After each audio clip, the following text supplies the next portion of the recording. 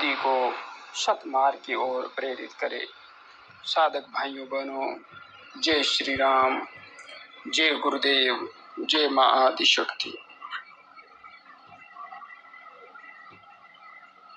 एक प्रश्न साधना के मार्ग में बढ़ने वाले साधक बार बार पूछते हैं कि कुंडलिनी शक्ति क्या है। यह प्रश्न आज अध्यात्म जगत में सबसे ज्यादा जिज्ञासा का प्रश्न है। आज साधना मार्ग पर बढ़ने वाला हर साधक इस प्रश्न के प्रति गंभीर जिज्ञासा रखता है। वह जानना चाहता है कि आखिरकार जिस कुंडलिनी महाशक्ति का इतना दिव्य शब्दों में, विवेचन ग्रंथों में एवं ज्ञानी जनों के द्वारा पढ़ा एवं सुना जाता है, वह कुंडलिनी शक्ति आखिरकार है क्या? वह ऐसी कौन सी शक्ति है जिसके संबंध में कहा जाता है कि यदि किसी मनुष्य के अंदर वह जागृत हो जाए तो वह सामान्य मनुष्य नहीं रहकर, एक मानव नहीं रहकर महामानव बन जाता है। निश्चित रूप से यह संसार शक्ति के पीछे और शक्ति के सहारे ही चलता है। और यदि कोई साधक साधना मार्ग पर आगे बढ़ते हुए इस महाशक्ति के संबंध में जिज्ञासु होता है और इसके वास्तविक स्वरूप को जानने का प्रयास करता है, कल्पना करता है कि इस शक्ति को मैं भी प्राप्त कर लूं, तो निश्चित रूप से वह सही मार्ग का अनुसरण ही कर रहा है। क्योंकि शक्तिहीनता एक अभिशाप है। इस संसार में जो शक्तिहीन है उसका कोई भी विशेष अस्तित्व एवं वजूद नहीं। इसलिए हर प्राणी, हर मनुष्य अपने आप में शक्तिशाली होना चाहता है, अपने आप को अधिक से अधिक शक्तिमान बनाना चाहता है और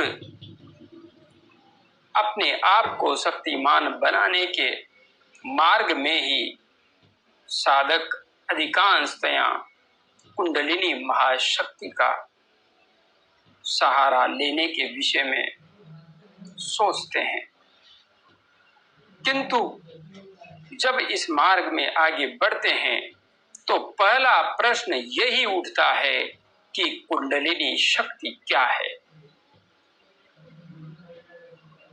तो आइए साधक भाइयों बहनों, आज हम मां आदि शक्ति जगत जननी संपूर्ण ब्रह्मांड की सर्जनकर्ता, नियंत्रणकर्ता और संहार करता शक्ति के बारे में जानते हैं।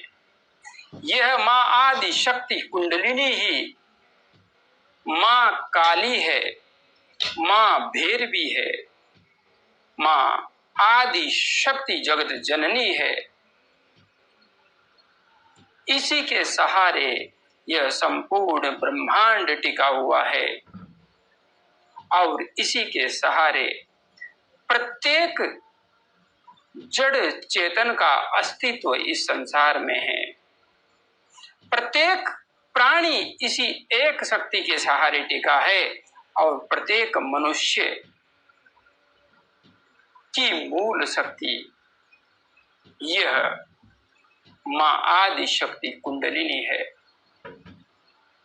आइए अब मां आदि शक्ति कुंडलिनी के वास्तविक स्वरूप को समझते हैं। भाइयों बहनों, कुंडलिनी महाशक्ति कोई देवी देवता भूत प्रेत पिशाच नहीं है। यह वह शक्ति है, यह वह ऊर्जा है जो संपूर्ण ब्रह्मांड को गतिशील बनाए हुए है।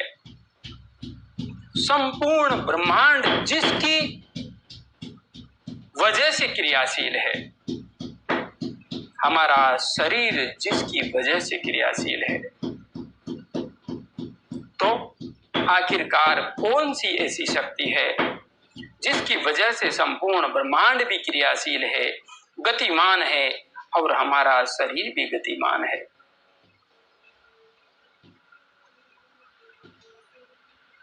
जब हम हमारे शरीर पर ध्यान देते हैं तो देखिए ऐसा कौन सा घटक है जिसकी वजह से हमारा जीवन चल रहा है। ऐसी कौन सी शक्ति है जिसे यदि हम जीवन से हटा दें तो हमारा जीवन समाप्त हो जाएगा। भाइयों बहनों, हम प्रतिपल जो श्वास ले रहे हैं, जो प्राण अंदर ले रहे हैं, हमारा यह प्राण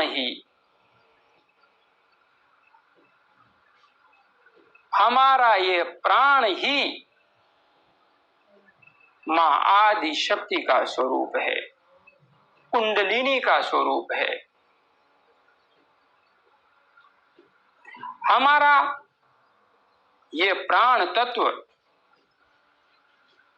शरीर में जब श्वास के द्वारा व्याप्त होता है तो इसे योग की भाषा में अलग अलग स्थान के आधार पर प्राण, अपान, समान, उदान, व्यान आदि नाम दिए गए हैं, दे रखे हैं। इन पंच प्राण के 5 उप प्राण भी हैं।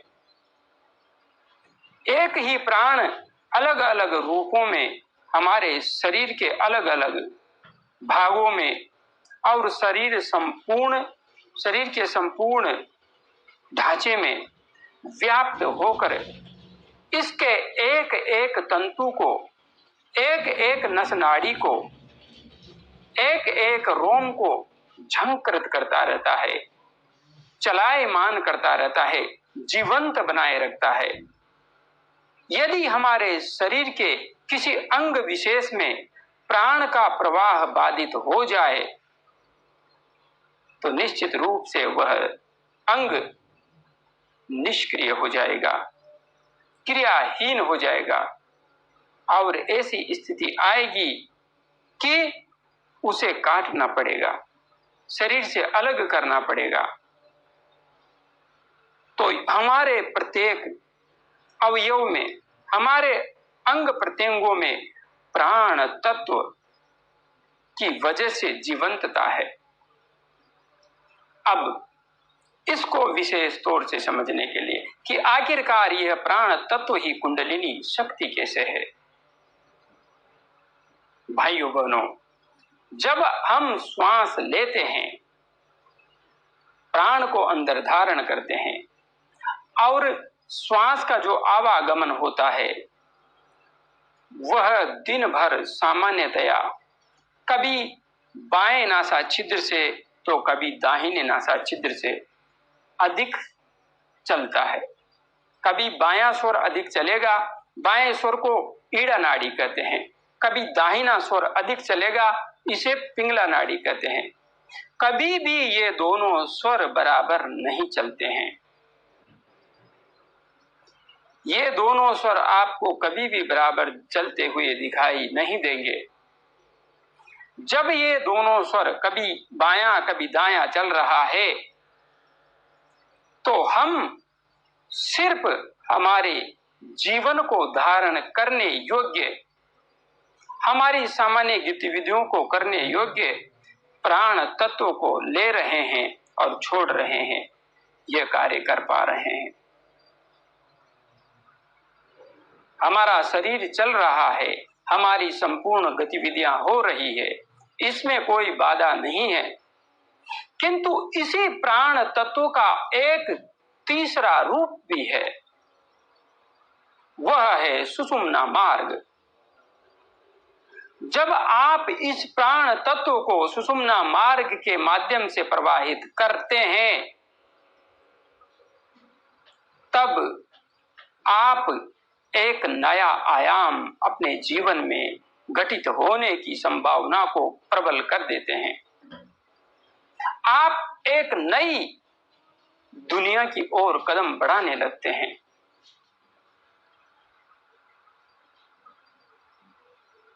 सुषुम्ना मार्ग, यह मार्ग साधना मार्ग पर बढ़ने वाले प्रत्येक साधक के लिए बहुत ही महत्वपूर्ण है। बिना सुषुम्ना मार्ग का ज्ञान प्राप्त किए यदि कोई भी साधक साधना कर रहा है,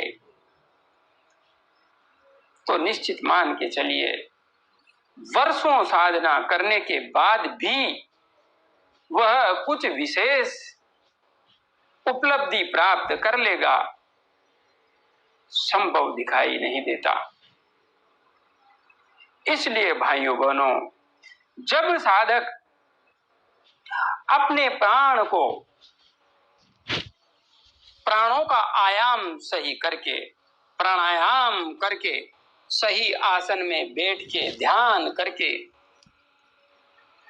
अपने प्राण तत्व को मूलाधार चक्र से सुषुम्ना मार्ग में प्रवाहित करके, जब सुषुम्ना मार्ग से प्राण का प्रवाह करता है,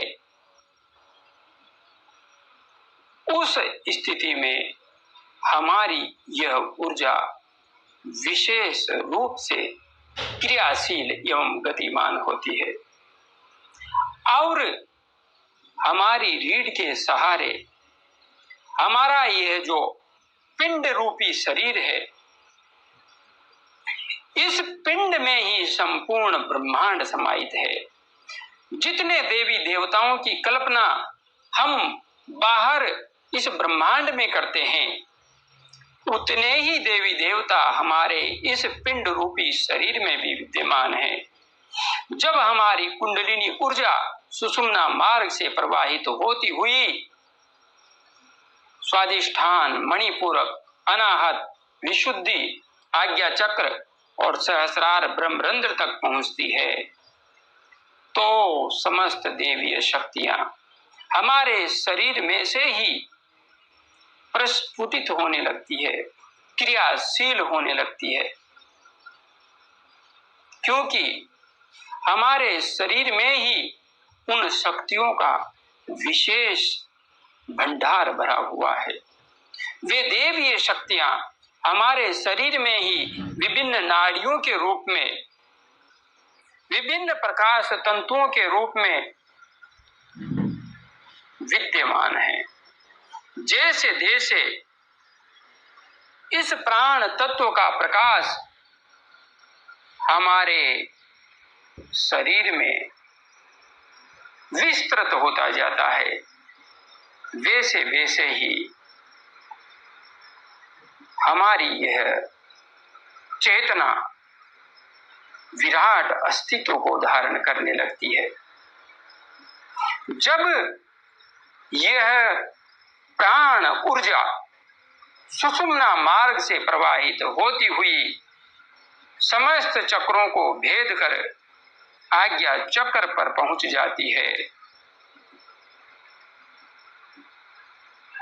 वहां पर यह भगवान रुद्र का रूप धारण कर लेती है और जब यह सहस्रार चक्र में पहुंच जाती है,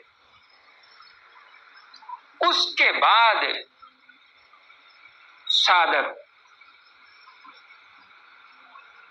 की यही ऊर्जा जब ये पूर्ण उत्थान को प्राप्त कर लेती है, तो इस प्राण तत्व की उष्मा से ही जब साधक विशेष अभ्यास करता है, तो वह अपने वीर्य को भी वाष्प रूप में परिवर्तित करके ऊर्ध्वगामी बनाने में समर्थ हो जाता है। किंतु भाइयों बहनों, यहां पर एक बात मैं स्पष्ट रूप से समझा देना चाहता हूं। कुंडलिनी शक्ति वीर्य की ऊर्जा नहीं है, यह प्राण ऊर्जा है। वीर्य इसमें ईंधन का काम करता है, और कोई भी साधक वीर्य का ऊर्ध्वगमन कुंडलिनी ऊर्जा को जागृत करने के बाद ही कर सकता है। जब प्राण तत्व पूर्णतया जागृत हो जाता है, ऊर्जावान हो जाता है, साधक का ध्यान जिस किसी केंद्र बिंदु पर भी वह टिकाए, उसी केंद्र बिंदु पर पूर्ण एकाग्रता से टिक जाता है, और जिस केंद्र बिंदु पर भी वह अपनी दृष्टि डाले, वहीं की नाड़ियां प्रकाश तत्व से भर जाती है, कंपायमान होने लगती है, उद्वेलित होने लगती है, और वह क्षेत्र विशेष ऊर्जा के प्रवाह से तेजोमयी, दीप्तिमान एवं गर्माहट युक्त महसूस होने लगता है। उस स्थिति में साधक अपने वीर्य की ऊर्जा को वाष्प रूप में परिवर्तित करके सहस्रार स्थित उस परम पिता परमात्मा तक पहुंचाने में समर्थ हो जाता है। किंतु कुंडलिनी ऊर्जा हमारी प्राण ऊर्जा है। इस प्राण ऊर्जा का सुषुम्ना मार्ग से गमन करना ही मां आदि शक्ति की उस पूर्ण ब्रह्म परमात्मा भगवान शिव से मिलन की यात्रा है, और इस यात्रा में हमारी काम ऊर्जा इस दिव्य ऊर्जा की सहायक बनती है। इन दोनों ऊर्जाओं के सम्मिलन से ही यह अपना पूर्ण विराट अस्तित्व प्रकट कर पाती है। इसलिए यदि हम अंत में यह कहें कि काम ऊर्जा और प्राण ऊर्जा, इन दोनों का सम्मिलित स्वरूप कुंडलिनी ऊर्जा है, और यह शरीर में रहते हुए एक साधक के पूर्ण विकास को निश्चित करती है। अब दूसरे रूप में देखिए, हमारी यह प्राण ऊर्जा जिस प्रकार से हमारे जीवन को निर्धारित करती है, उसी प्रकार से ब्रह्मांड व्यापी प्राण, जिसे वेष्टिगत प्राण कहते हैं, वेष्टिगत प्राण हमारा व्यक्तिगत प्राण, और समष्टिगत प्राण ब्रह्मांड व्यापी प्राण, जब साधक अपने प्राण को सुषुम्ना मार्ग से सहस्रार चक्र तक प्रवाहित करने में समर्थ हो जाता है, तो वह उस पूर्ण ब्रह्म परमात्मा में लीन होने में समर्थ हो जाता है और उसका वह प्राण उस समष्टिगत प्राण से पूर्णतया एकाकार होकर अपने विचारों को विराट अस्तित्व देने में समर्थ हो जाता है। ऐसा साधक निश्चित ही अपने चिंतन से इस संसार का बहुत कुछ हित साधने में समर्थ हो जाता है। समय आने पर ऐसे साधकों के द्वारा ही इस भूमंडल पर नव सर्जन का कार्य किया जाता है। इसलिए साधक भाइयों बहनों, मां आदि शक्ति के इस दिव्य स्वरूप को समझ करके आप इस भूमंडल को दिव्य स्वरूप प्रदान करने हेतु मां आदि शक्ति के मार्ग पर बढ़िए। निश्चित रूप से यदि आपका उद्देश्य कल्याणकारी है, मानव मात्र ही नहीं प्राणी मात्र का हित संधान है, तो मां आदि शक्ति की कृपा आप सब पर अवश्य होगी, अवश्य होगी, अवश्य होगी।